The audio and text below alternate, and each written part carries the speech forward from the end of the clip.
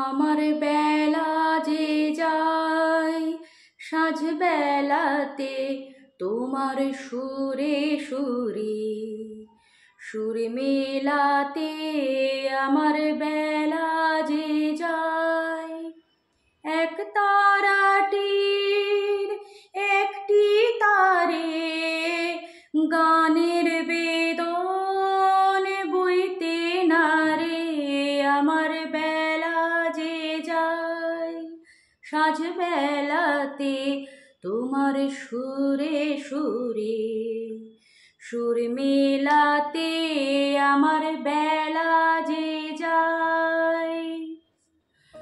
Good evening বন্ধুরা, আশা করছি তোমরা সকলেই খুব ভালো আছো আর আমিও বেশ ভালো আছি। আজকে হচ্ছে সোমবার আর এখন ঘড়িতে সময় হচ্ছে 6:30।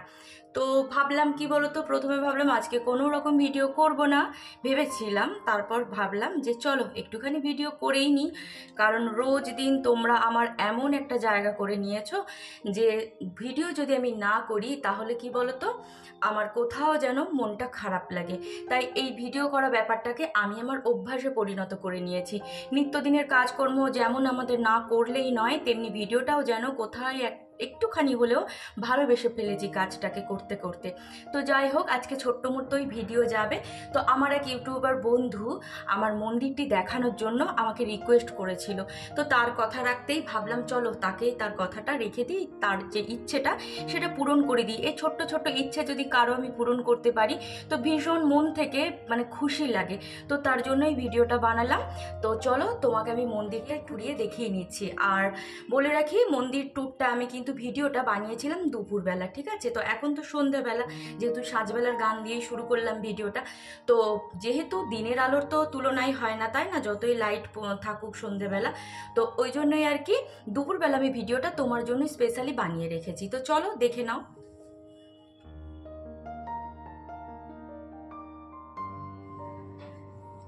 তো আমার যে বন্ধু দুজন মন্দিরটি দেখতে চেয়েছিল তাদের নাম হলো পূজা দেব এবং সুমিতা দাস। তো তোমরা দুজনেই আমাকে বলেছিলে যে দিদিভাই তোমার মন্দিরটা একটু দেখিও, তো সেই জন্যই দেখাচ্ছি। তো তোমাদেরও যেমন আমার মন্দিরটি খুব প্রিয়, তেমনি আমারও কিন্তু ভীষণ প্রিয়, কারণ এই মন্দিরই কিন্তু আমাদেরকে কি বলতো মনের মধ্যে শান্তি এনে দেয়। তাই আমি যখন আমার বাড়িতে, তো যদিও এটা বাড়ি নয় ফ্ল্যাট, কিন্তু আমিও কিন্তু বাড়ি বলেই বলি, কারণ ইট কাঠ পাথর দিয়ে যখন যেটা তৈরি হয় তখন সেটা ফ্ল্যাট থাকে, তারপর সেখানে যখন মানুষ এসে বাস করে তার মনের মতো করে সবটা সাজায়, তখন কিন্তু সেটাকে বাড়ি বলাই আমার মনে হয় ভালো। তো ওই জন্যই আমি বাড়ি বলেই বলে থাকি। আর যেহেতু আমরা বাড়িতেই মানুষ হয়েছি, ফ্ল্যাট কালচারের নই, তো ওই জন্যই আর কি বাড়ি বলেই বেরিয়েই যায় সব সময়, জানো তো। তো মন্দিরটি আমার ভীষণভাবেই প্রিয় একটা জায়গা, তোমাদের সাথে শেয়ার করে নিলাম। আর তোমাদেরও যে এটা ভালো লাগে সেটা ভেবে আর কি আমারও আরোই ভীষণ ভালো লাগে যে হ্যাঁ আমার মন্দিরটি করা আর কি সার্থক হয়েছে, এটাই মনে হয়।